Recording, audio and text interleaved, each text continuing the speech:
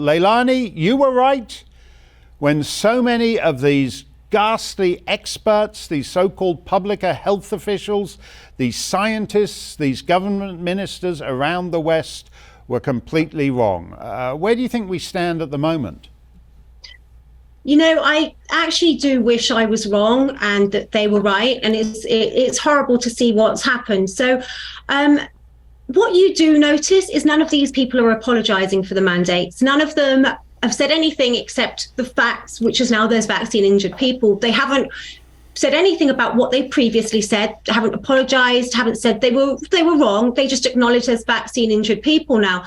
And, you know, I've said this from the start that it's a big red flag to me that these big pharma companies had complete immunity from any financial liability. And that's the only good immunity that's actually happened, because it doesn't give you immunity from COVID. You can still catch it.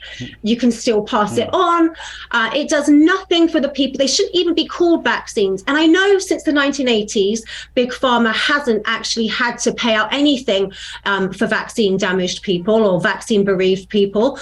But I don't see how these qualify as a vaccine when they don't stop you catching the disease. They don't stop you passing it on. So to me, they've been completely mislabeled. They've been misrepresented, and Big Pharma should actually be paying out far more than 120,000 per death, because, you know, you've had Vicky Spitzon and Charlotte Wright. I've seen them. Charlotte's had 120,000. That would never have covered what her husband would have made. That would never provide for the children what he could have provided.